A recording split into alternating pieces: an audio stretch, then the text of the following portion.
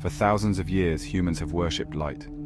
It has been seen as a symbol of wisdom, truth, and divine power, a force that illuminates the darkness, reveals hidden knowledge, and guides the lost toward enlightenment. But what if light is not always what it seems? Across history, figures associated with light and fire have been cast as both saviors and deceivers. The sun has been worshipped as a giver of life, but also feared as a destroyer. Lucifer, whose name means light-bearer, has been called both a fallen angel and the bringer of forbidden knowledge. And throughout the ages, secret societies, alchemists, and mystics have sought illumination, believing that true power lies not in blind devotion, but in understanding the deeper mysteries of fire and light. Because not all light reveals truth. Some light blinds, and sometimes the greatest deception comes wrapped in radiance.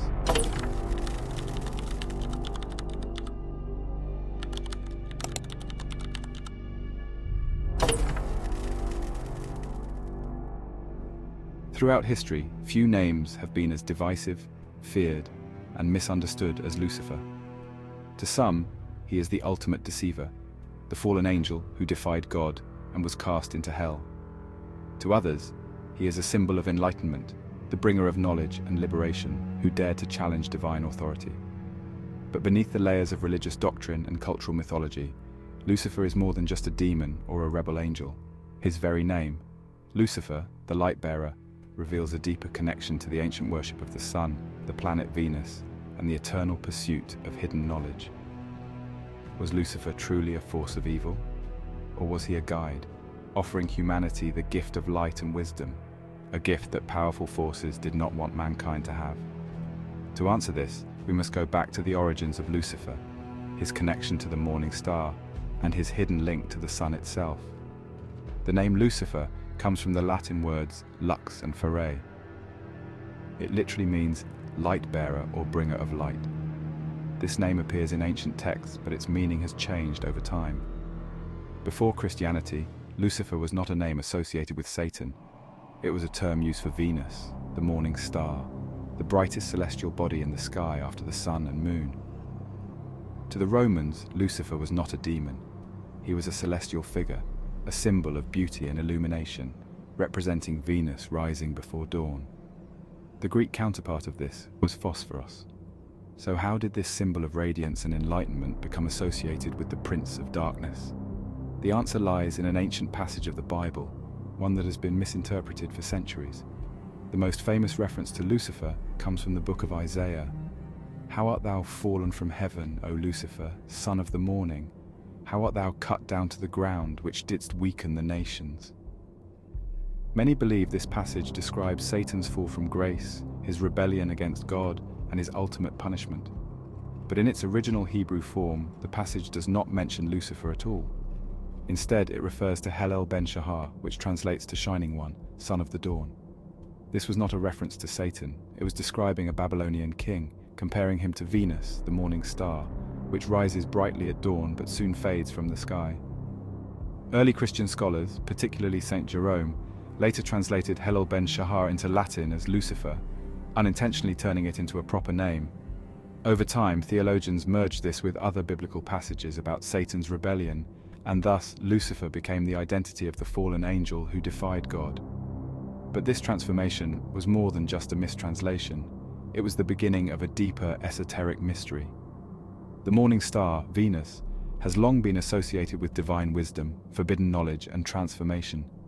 This is why Lucifer, the light-bearer, was connected to Venus. But Venus does not shine by itself. It reflects the light of the sun. This connection is highly symbolic. Venus appears just before dawn, heralding the rising sun. It is the bringer of the new day, a celestial messenger that appears before the light fully arrives. This is why Lucifer's role as a light-bearer is so crucial in esoteric traditions. He does not create light, he reveals it. He is the one who brings knowledge before the dawn of understanding. In some secret traditions, Lucifer is not seen as a villain, but as a force of awakening, the one who offers humanity the forbidden flame of knowledge, just as Prometheus stole fire from the gods to give to mankind. The story of Lucifer's fall has strong parallels to another well-known tale, the temptation of Adam and Eve in the Garden of Eden. In Genesis, a serpent tempts Eve to eat from the tree of knowledge of good and evil, saying, Your eyes shall be opened, and ye shall be as gods, knowing good and evil. Christian tradition often equates this serpent with Satan, but in older interpretations, this figure was seen as a teacher, offering mankind the gift of knowledge that God wished to withhold. This mirrors the story of Lucifer as the fallen angel, one who was cast down for bringing enlightenment to mankind. Some esoteric traditions go even further. They suggest that Lucifer was not a deceiver, but a liberator, that his sin was giving humans the ability to think for themselves, to seek truth beyond divine authority. This idea is reflected in Gnostic beliefs, where the creator god, the demiurge, is not the true god, but a false ruler who keeps humanity in ignorance. In these teachings, the serpent, Lucifer, was actually a savior, offering humans the first step towards spiritual awakening. But if this is true, then who or what was the real deceiver? Lucifer's fall from heaven mirrors another ancient celestial battle, the struggle between two suns. In many mythologies, the current sun replaced an older rival sun, one that was defeated, cast down, or hidden. The Egyptians spoke of Ra battling Apep, the great serpent of darkness. The Aztecs believed in 5 different suns, each one destroyed before the current age.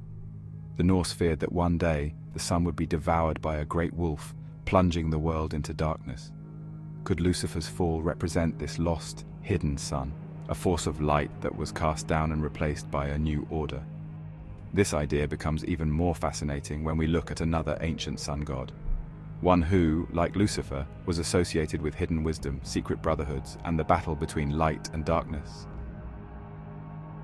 Long before Christianity, long before the name Lucifer became associated with the morning star, another solar deity was worshipped in secret underground cults, hidden from the masses.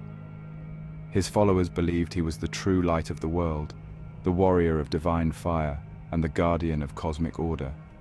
He was known as Mithra. For centuries, his worship was one of the greatest mysteries of the ancient world. His rites were never written down. His teachings were passed only from initiate to initiate, in secret underground temples lit only by torches and the glow of the sacred fire. He was called Sol Invictus, the unconquered sun. But who was Mithra? And why did his solar cult become so powerful, yet so hidden, influencing later religions, secret societies, and even the esoteric traditions of Lucifer, the light-bearer? The origins of Mithra stretch back to ancient Persia, where he was worshipped as Mithra, the god of contracts, war, and the sun in Zoroastrianism. In this early form, Mithra was a celestial being of divine fire, tasked with maintaining cosmic balance. But it was not in Persia where Mithra's worship truly flourished. It was in Rome, where his cult became one of the most powerful and secretive religions of the ancient world. By the 1st century CE, the Mithraic mysteries had spread across the Roman Empire, attracting soldiers, nobles, and initiates seeking hidden knowledge. His followers gathered in underground temples called Mithraea, where they performed rituals of fire, blood, and celestial transformation. Unlike the public temples of Jupiter or Mars, Mithra's cult was restricted only to those who were initiated, a hidden brotherhood who swore oaths of secrecy and believed they were walking the path to enlightenment. The cult of Mithra was not a religion for the common people. It was a brotherhood, a closed society, one that only the worthy could enter. Initiates were required to undergo trials of discipline, silence, and devotion, rituals that mirrored the celestial journey of the sun itself.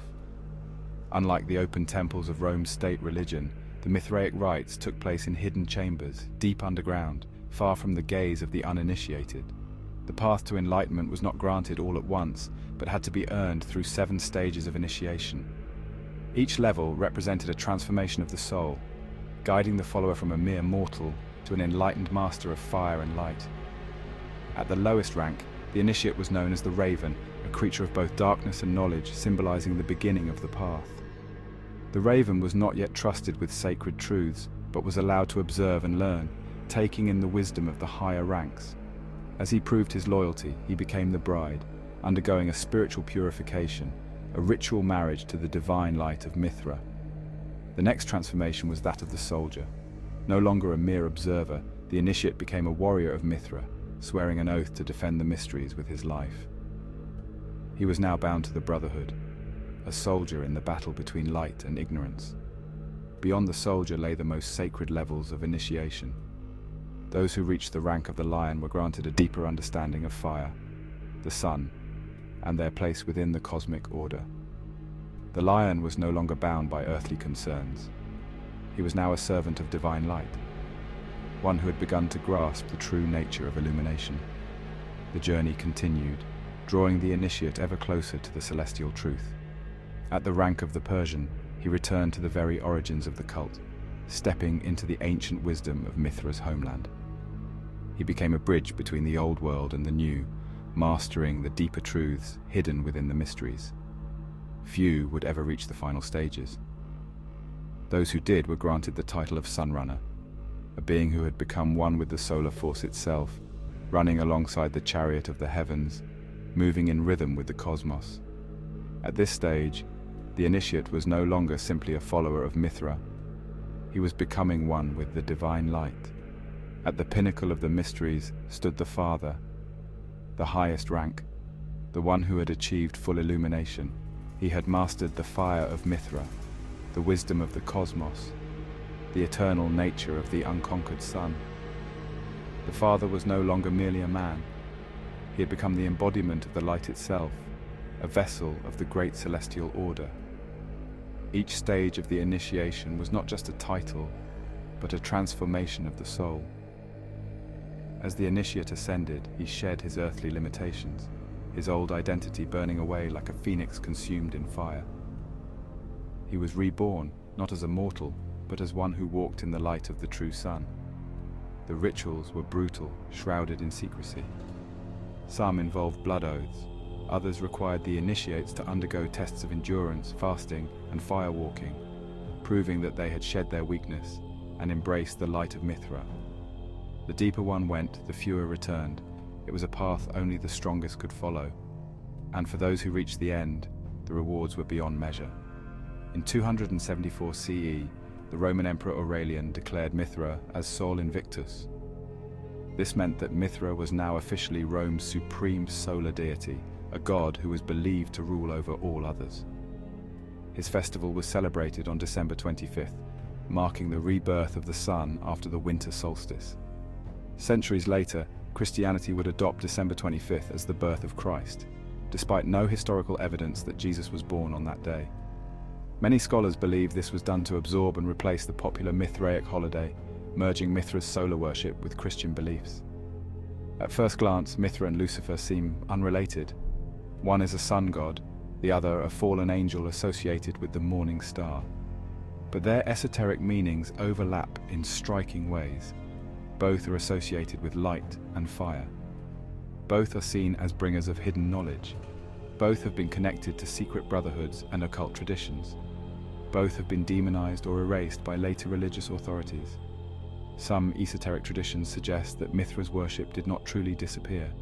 It was simply transformed. His rites and teachings were absorbed into secret societies, his solar wisdom hidden within mystical texts, waiting for those who could decipher its meaning. Could it be that Lucifer, the light-bearer, is simply the modern interpretation of Mithra, the hidden sun god, the guardian of cosmic fire? Some occult philosophers believe that Lucifer is not a fallen angel, but a solar entity, a misunderstood force of enlightenment that predates Christianity itself. And this brings us to the final mystery of Mithra's legacy, his connection to hidden orders that still exist today. Mithra's rites, symbols, and solar teachings did not die with Rome. Instead, they were passed down through esoteric schools, secret brotherhoods, and hidden traditions.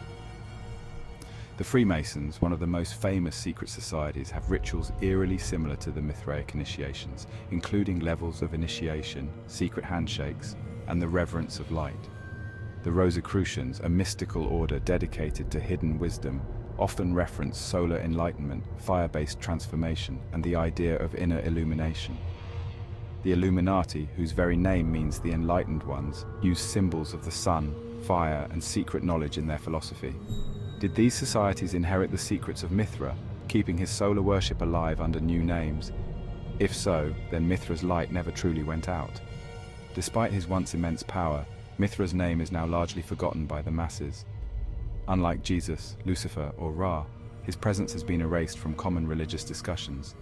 But his influence remains, hidden in the rituals, symbols, and philosophies of those who still seek the path of fire and illumination. And those who follow the esoteric path know that his flame still burns, waiting to be rediscovered. Fire has always been one of the most sacred forces in human history. It is the giver of warmth, the tool of civilization, the great purifier, and the destroyer of all things impure. It is a force that transforms, consuming the old and making way for the new. But to the alchemists, mystics, and secret brotherhoods of history, fire was not just an element. It was a pathway to enlightenment, a force that could change the soul just as it could turn base metals into gold. From the earliest days of human civilization, fire was seen as both a gift and a weapon. It was the force that allowed humanity to rise from darkness, the first tool that separated man from beast. The Greek philosopher Heraclitus believed that fire was the very essence of the universe, the primordial force of all existence. To him, everything was in a state of constant transformation, and fire was the agent of that change, burning away the old, making way for the new. But fire was not just a physical tool, it was also seen as a spiritual force. In Hindu mythology, the god Agni was the divine fire, the messenger between mortals and the heavens. In Egypt, the Bennu bird, a prototype of the phoenix, was said to rise from the ashes of its own funeral pyre, reborn anew. In Norse mythology, the great fire of Ragnarok was said to burn the world to nothingness, only for it to be reborn again. To the alchemists, fire was the key to the great work, the process of turning lead into gold, ignorance into wisdom, and the mortal into the divine. Among all the mystical symbols of fire, none was as powerful or as strange as the salamander.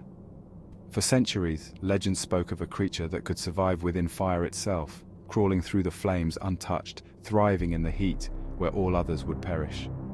The first references to the salamander as a fire spirit can be traced back to Pliny the Elder, the Roman historian, who wrote that the salamander was a creature born of flames, capable of extinguishing fires with its body. This idea fascinated the alchemists and mystics of the Middle Ages, who believed that the salamander was more than a mere animal. It was a supernatural being, a spirit of transformation, a creature that had mastered the secrets of fire. In the writings of the alchemist Paracelsus, the salamander was not just a physical creature, but an elemental spirit, a being that existed purely within the realm of fire, controlling it, understanding its mysteries, and offering its wisdom to those who sought enlightenment. But what was this wisdom? To the alchemists, fire was the final test, a force that either consumed or purified, depending on the worthiness of the one who entered it. The salamander was the embodiment of this test, the ultimate symbol of the one who had passed through the flames and emerged transformed.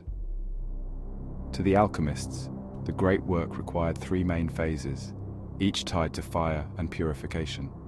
Nigredo, the destruction of the old self, represented by burning away impurities. Albedo, the purification of the soul, the shedding of illusions. And Rubedo, the final stage, the rebirth of the self as an enlightened being.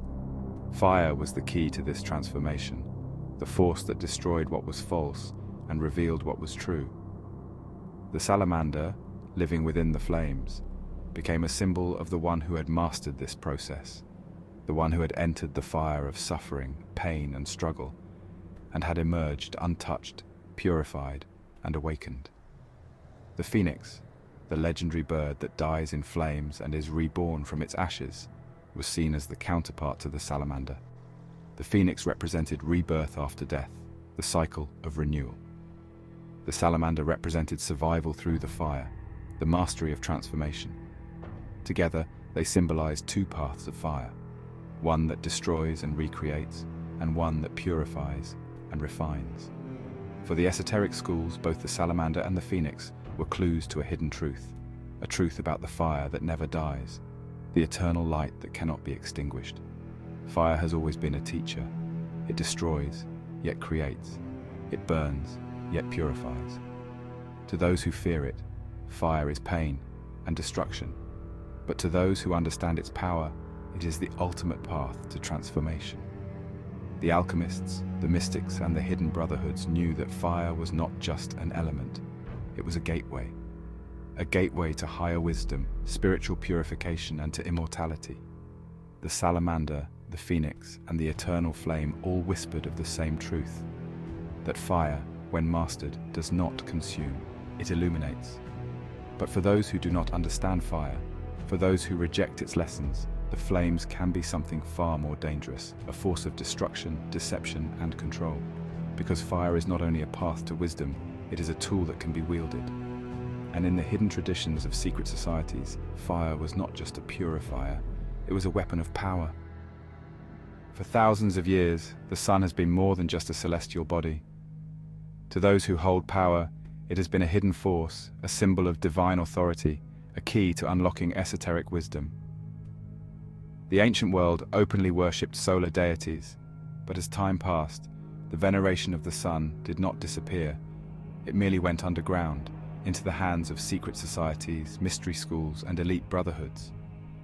From the Freemasons to the Rosicrucians, from the Knights Templar to the Illuminati, the sun has remained at the center of their rituals, symbols, and philosophies. It has been used as a sign of hidden knowledge, spiritual power, and control over the masses. But what exactly does the sun represent to these groups? Why is its light so deeply embedded in the secret teachings of the world's most powerful organizations? And is solar worship truly about illumination and wisdom, or is it about something far more sinister?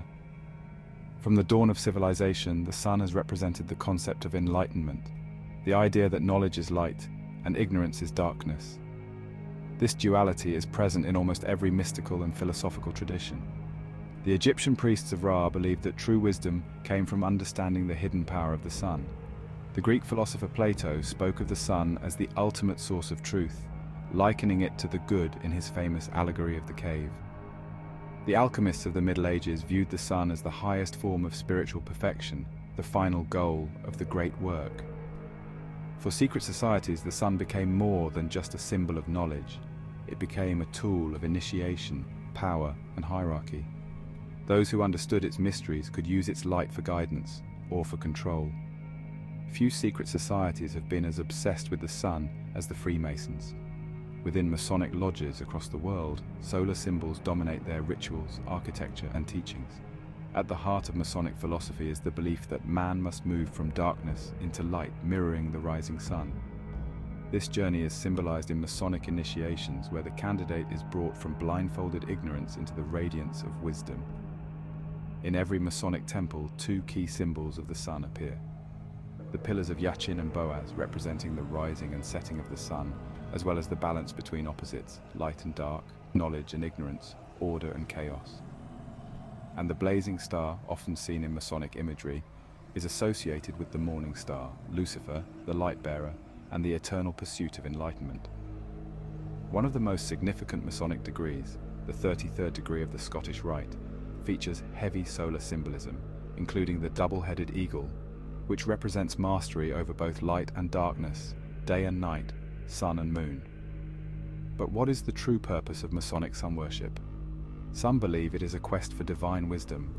Others say it is about the control of knowledge, deciding who is worthy of illumination and who must remain in the shadows. Another secretive group known for their solar reverence is the Rosicrucians, a mystical order that emerged in the 17th century, claiming to hold ancient wisdom passed down from Egypt, Greece, and the East. The Rosicrucian manifestos, which first appeared in the 1600s, speak of a secret brotherhood of enlightened minds, hidden from the world, who possess the key to the universe's great mysteries. At the heart of their teachings is the doctrine of light, the idea that the sun represents not only physical illumination, but spiritual transformation. Their emblem, a rose and a cross, is often depicted with a blazing sun at its center, symbolizing the divine light hidden behind material reality. For the Rosicrucians, the sun was not just a celestial body, it was a gateway to higher realms of existence, a force that could purify the soul and reveal hidden truths. But the Rosicrucians, like the Freemasons, were highly selective about who was allowed to access this knowledge. Was their solar wisdom meant to free humanity, or to divide it into those who are enlightened and those who must remain in the dark? When people hear the name Illuminati, they immediately think of powerful elites, secret rulers, and hidden agendas. But what few realize is that the very name Illuminati means the enlightened ones. the original Bavarian Illuminati, founded in 1776 by Adam Weishaupt, based much of its philosophy on solar enlightenment. The idea that those who understood the mysteries of light and knowledge should guide society. Many of their symbols were directly related to the sun. The all-seeing eye, found on the US dollar bill, is often depicted with rays of solar light shining from it, a sign that knowledge is power, and those who control knowledge control the world. The pyramid with the shining capstone represents an unfinished system, with the illumined ones sitting at the top, basking in the light of hidden knowledge, while the rest of the world remains in darkness below. The sunburst, found in many Illuminati-related symbols, represents the blinding light of ultimate control, where those at the top decide who is worthy of enlightenment. While the Illuminati claim to be dedicated to freedom of thought, many believe that their true purpose was to create a world where knowledge is centralized in the hands of the few, while the masses are kept in ignorance. If this is true, then solar worship is not just about enlightenment, it is about deciding who gets to access the light and who remains in the dark. Throughout history, solar worship has been presented as a path to truth, wisdom, and higher understanding. But for those who have studied the hidden meanings behind these traditions, a more disturbing picture emerges. What if the worship of light is not about liberation, but about control? What if those who claim to hold the keys to the sun's mysteries are not sharing its warmth, but using its brilliance to blind?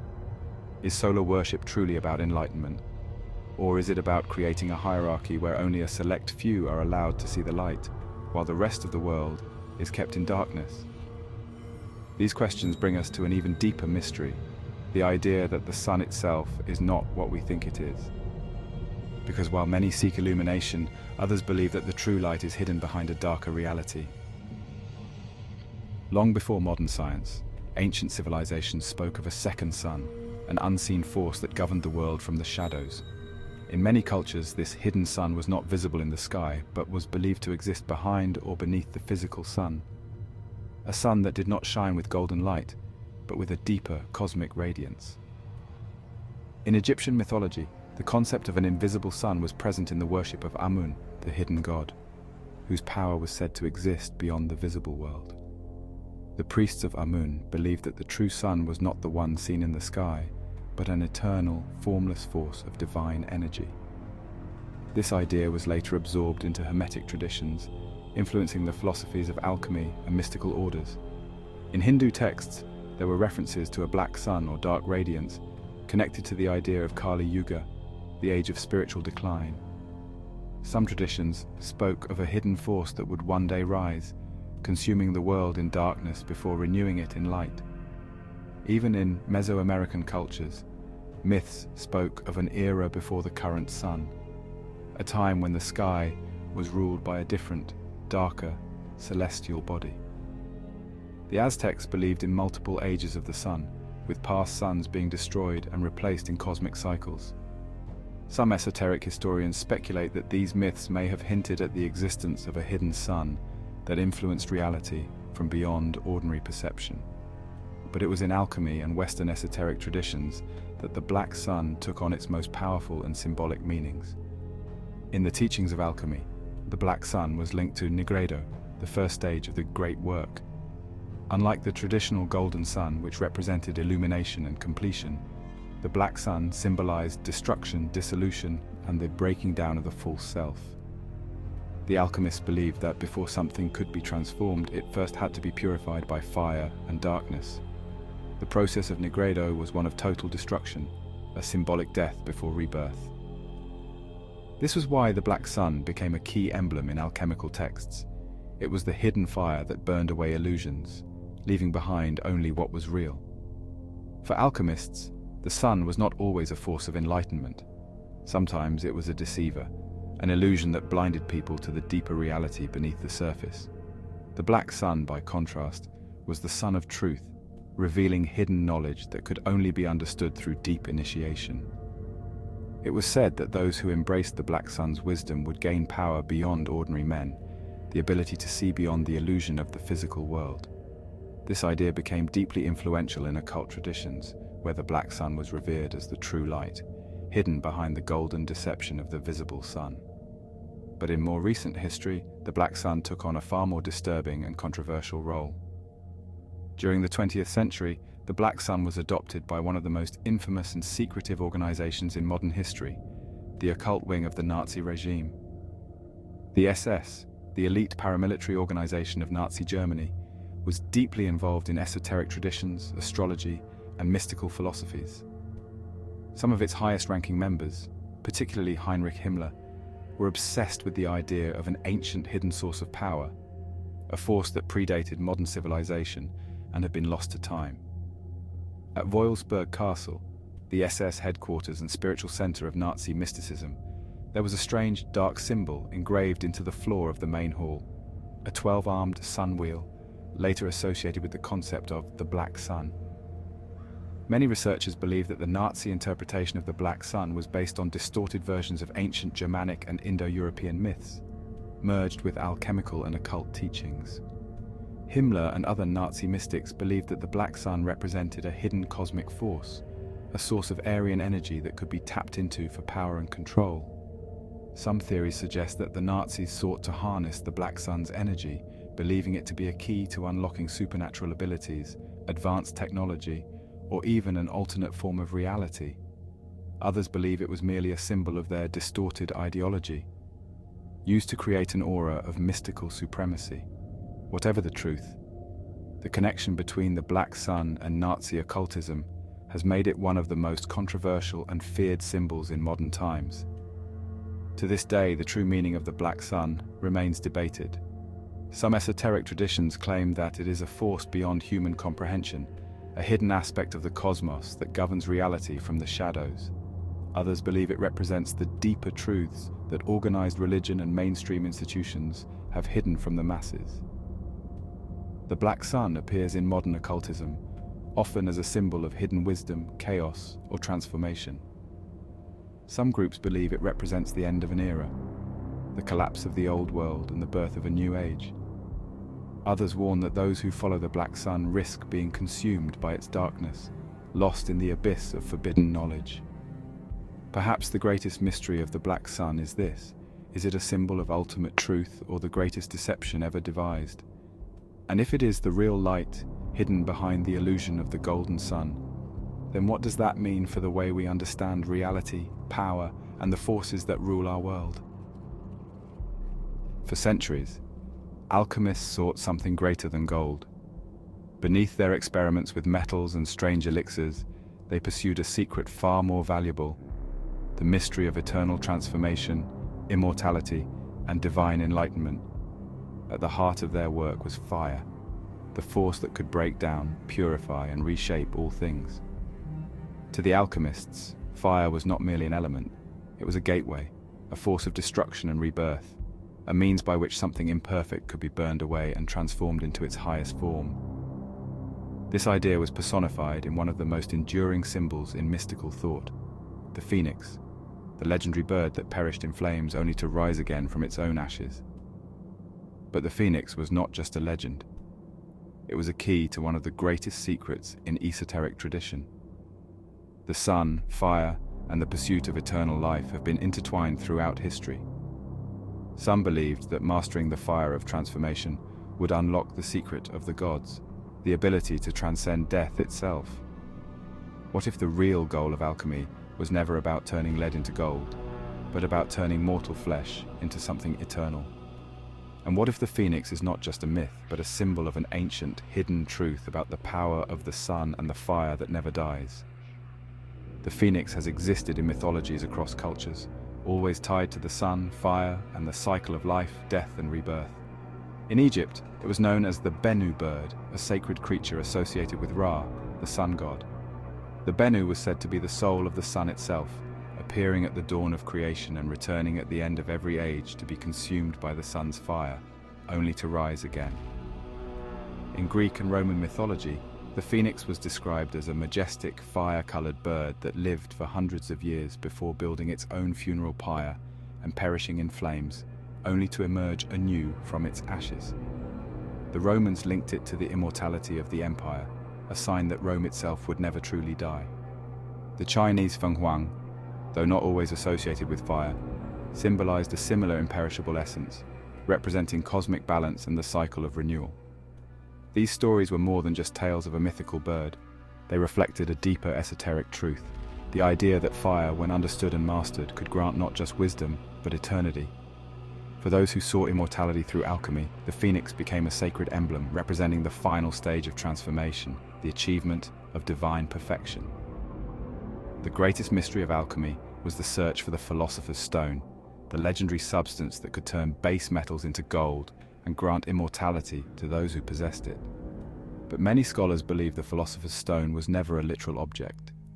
It was a symbol of spiritual transformation, the purification of the self through the fire of wisdom. Fire was the tool that allowed this process to happen. Without fire, there was no purification. Without purification, there was no rebirth. The sun was the highest source of fire, and those who understood its secrets believed they could tap into its eternal energy.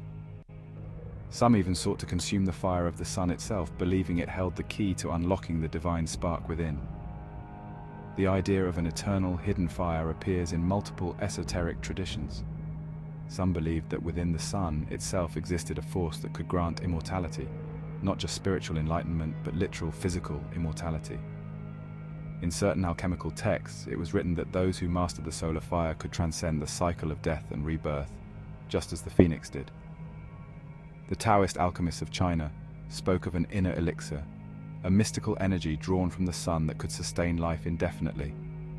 Some occult teachings suggest that a hidden solar force exists beyond the visible sun, a secret fire that only the initiated could access. This fire, they claimed, was not bound by time, decay, or mortality. It was the purest energy in the universe, the very essence of eternity itself. Could the legend of the phoenix have been a metaphor for an ancient knowledge that has been lost or hidden? And if so, who possessed this knowledge? It is no coincidence that many secret societies have used the phoenix and the sun as their primary symbols. From the Freemasons to the Rosicrucians, the image of a rising bird engulfed in flames appears again and again, often in connection with hidden knowledge, initiation, and ascension. The Scottish Rite of Freemasonry, one of the highest Masonic orders, uses the double-headed phoenix as its emblem, representing the mastery over both life and death, creation and destruction, past and future. The Rosicrucians, whose philosophy blends alchemy, mysticism, and esoteric Christianity, describe the fire of the phoenix as a divine energy that only the enlightened can comprehend. The Illuminati, whose very name means the enlightened ones, have long been rumored to hold solar knowledge that goes beyond the physical sun, a secret that, if revealed, could change everything we understand about human existence. But what is this secret fire? Is it simply a metaphor for wisdom and transformation? Or did the ancients truly discover a hidden force within the sun, a power that, if mastered, could make one eternal? Fire is both a creator and a destroyer. It purifies, but it also consumes. The phoenix rises from the flames, but it also perishes within them. The sun, for all its warmth and radiance, is still a force that burns, blinds, and eventually destroys. What if the golden light that humanity has worshipped for thousands of years is not the true light, but a false god? For millennia, humanity has worshipped the sun as the ultimate giver of life, the source of wisdom, and the radiant eye of the divine. Ancient civilizations built temples in its honor, mystics sought its hidden knowledge, and secret societies revered it as the key to illumination and power. But what if everything we have been told about the sun is a deception? What if the light we worship is not the true source of enlightenment, but a false beacon, a distraction, a blinding illusion meant to keep us from seeing a deeper truth? Across history, certain esoteric traditions have hinted at a hidden reality, one in which the sun is not what it seems, where its light, rather than liberating us, enslaves us in an illusion we cannot escape. Could the true meaning of solar worship have been twisted, corrupted, or misunderstood? And if so, who has hidden the truth from us, and why? Light has been associated with truth, wisdom, and spiritual awakening. The very concept of illumination suggests that to be enlightened is to step into the light, to see the world as it truly is. Religious and mystical traditions tell us that God is light, that truth shines like the sun, and that wisdom is a radiance that dispels the darkness of ignorance. But light is not always benevolent. Too much light can blind rather than reveal. It can obscure rather than clarify. In many esoteric traditions, the sun is not merely a force of good, it is also a force of control. Some ancient beliefs suggest that the visible sun is not the true divine force, but a prison, a trap that keeps us bound to the material world. Instead of guiding us to enlightenment, its radiance blinds us, keeping us from seeing the deeper reality hidden behind the illusion of physical existence. This idea appears in the Gnostic traditions, where the demiurge, a false god who rules the material world, was said to disguise himself as a being of light. The Gnostics believed that this false deity had tricked humanity into worshipping the physical universe, keeping them enslaved to the cycle of birth and death, never able to see beyond the illusion. Many ancient traditions describe the physical world as an illusion, a temporary construct that distracts the soul from its true purpose. The Hindu concept of Maya, for example, teaches that the reality we perceive is a grand deception, a veil that prevents us from seeing the ultimate truth. In some interpretations, the sun is seen as the architect of this illusion, the force that sustains the physical world and keeps souls trapped within it. The Tibetan Book of the Dead describes a moment after death when the soul encounters a blinding, radiant light. If the soul mistakes this light for the ultimate truth, it will be drawn back into the cycle of reincarnation, trapped once again in the world of suffering. Only those who recognize the deception and look beyond the light can achieve true liberation. In Western esoteric thought, this idea surfaces in the belief that the sun represents the material plane, the realm of flesh, illusion, and temporary existence. The physical sun may sustain life, but it also binds us to the limits of physicality, keeping us from transcending to a higher state of being. This idea appears in certain occult teachings, where the golden sun is contrasted with the hidden black sun. While the golden sun represents the visible physical world, the black sun is said to represent a deeper hidden reality, one that exists beyond the illusion of time and space. Could it be that those who seek true wisdom must turn away from the visible sun and look instead toward the hidden light that lies beyond it? If the sun is not what we think it is, then what does that mean for the light bearer? Lucifer has been described as the fallen angel, the bringer of knowledge, the one who gave humanity the gift of illumination.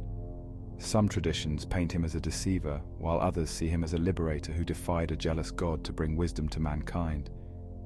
But what if Lucifer's association with light is part of the same deception? In some occult teachings, Lucifer is not just the morning star. He's the ruler of the visible world, the prince of illusion, the one who governs the realm of material existence. Some interpretations suggest that his role is not to free humanity, but to keep it bound within the illusion of the physical realm, preventing souls from reaching true enlightenment. This raises an even deeper question. Was Lucifer's fall from heaven actually a descent into the physical realm? Did he not bring wisdom, but rather trap humanity in a cycle of material existence, making them worship the sun, the very force that binds them to illusion? For centuries, secret societies, mystics, and philosophers have sought the true source of enlightenment. Many have looked to the sun as the key to wisdom, the force that grants illumination and transformation. But some have suggested that the real truth is hidden beyond the light we see, that the true source of enlightenment is not the sun itself, but something beyond its radiance. Some esoteric traditions speak of a hidden sun, a divine force that exists outside the physical universe, beyond the reach of mortal perception. This hidden sun is said to be the true source of wisdom, the fire that never deceives, the light that does not blind. Could it be that all solar worship has been a misunderstanding? That the light we see is only a reflection of something greater, something we have yet to comprehend? And if so, who has hidden this truth from us? Have secret societies, religious institutions, and those in power known all along that the sun we worship is not the true light, but an illusion designed to keep us from looking beyond? And if we could see beyond the sun's illusion, what would we find? Would we discover true enlightenment? Or would we find something even more terrifying, an abyss of truth so vast that it would shatter everything we believe about the nature of reality? The sun has been called the eye of God, the flame of wisdom, the giver of life. But what if it is only a mask? And what if the true light has been hidden from us all along? Humanity has worshipped fire, sought enlightenment, and followed the path of solar wisdom. From the blood sacrifices of ancient civilizations to the secret rituals of hidden brotherhoods, the light of the sun has been pursued as the ultimate force of transformation and power. But the deeper we look, the more we realize that not all light is truth, and not all fire purifies. Perhaps the greatest secret of all is that true illumination is not found in what is seen, but in what has been hidden. And if the sun is not the final source of enlightenment, then the real question remains: what comes after it? And is the true light something we are meant to find, or something we were never meant to see?